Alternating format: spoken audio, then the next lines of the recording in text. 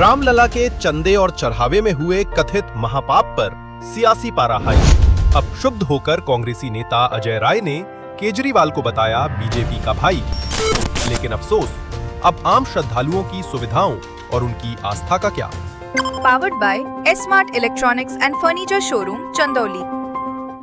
एक बेहद गंभीर सवाल है, क्या अयोध्या के राजा मर्यादा पुरुषोत्तम प्रभु श्री राम के दरबार में भी अब सियासी रसूख देखकर नियम तय होने लगे हैं? सवाल है, क्या रामलला के सामने झुकने वाले शीश की कीमत अब इस बात से आकी जाएगी कि वह किस पार्टी का नेता है? जी हां, दरअसल ये तीखे और गंभीर सवाल इस समय देश की राजनीति में बारूद की तरह सुलग रहे हैं, क्योंकि अब यूपी कांग्रेस के प्रदेश अध्यक्ष अजय राय ने सीधे बीजेपी सरकार और मंदिर प्रशासन पर दोहरी नीति का संगीन आरोप मढ़ दिया है। लेकिन गौरतलब यह भी है कि इस तमाम राजनीतिक आरोप प्रत्यारोप के बीच आम श्रद्धालु आज भी ठगे जा रहे हैं, उन्हें आज भी नजरअंदाज किया जा रहा है। चंदा चोरी पर कोई बात ही नहीं की जा रही। खैर, सबसे पहले आप इस कहानी का तथ्य नोट कीजिए। दरअसल जब आम आदमी पार्टी के संयोजक अरविंद केजरीवाल अयोध्या राम मंदिर पहुंचे, तब उन्हें गर्भगृह के करीब बकायदा कैमरे ले जाने और विशेष फोटोग्राफी की छूट दी गई। जबकि कुछ दिन पहले ही जब कांग्रेस नेता अजय राय दर्शन करने गए, तब उन्हें आम भक्तों की तरह बाहर ही रोक दिया गया, उनके कैमरे बाहर रखवा दिए गए।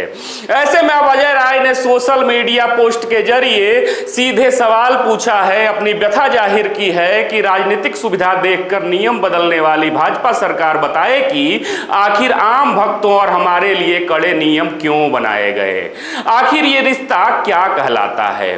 बहरहाल ये तो रही अजय राय की राजनीतिक टिप्पणी, लेकिन अब बात करते हैं आम जनता की, बात करते हैं उन करोड़ों श्रद्धालुओं की जिन्हें रामलला के दर्शन पाने हेतु भेड़ बकरियों जैसी सुविधा दी जाती है।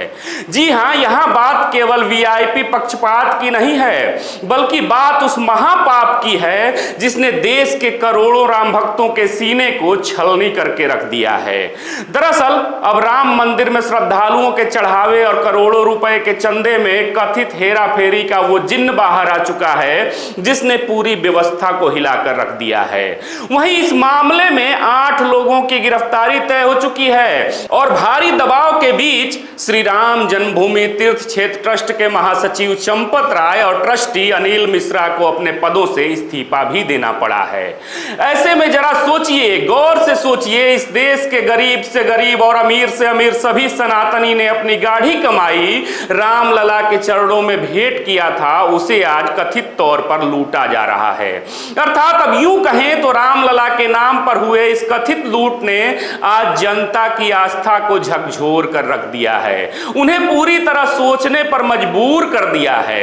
लेकिन अफसोस, फिलहाल कांग्रेसी नेता अजय राय केवल वीवीआईपी दर्शन पर बवाल काट रहे हैं। जबकि गौरतलब है कि इस बड़े स्कैम के बीच अयोध्या पहुंचे अरविंद केजरीवाल ने सीधे रामलला के सामने खड़े होकर गर्जना की है।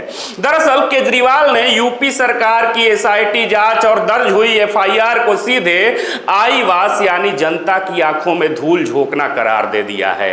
ऐसे में पहले आप अरविंद केजरीवाल का सीधा बयान सुनिए।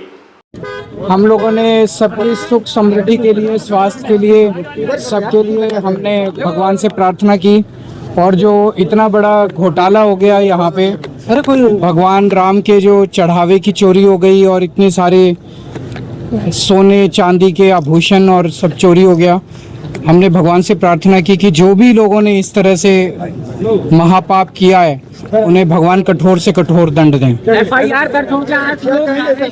4 बजे बात करेंगे। एफआईआर जो हुई है वो केवल एक दिखावा है, एक छलावा है। 8 छोटे छोटे कर्मचारियों को गिरफ्तार किया गया है। इतने दिनों से जो घोटाला चल रहा था, जाहिर तौर पे इतने दिनों से घोटाला कोई छोटे छोटे कर्मचारी नहीं कर रहे थे, इसके तार बहुत ऊपर तक जुड़े हुए हैं।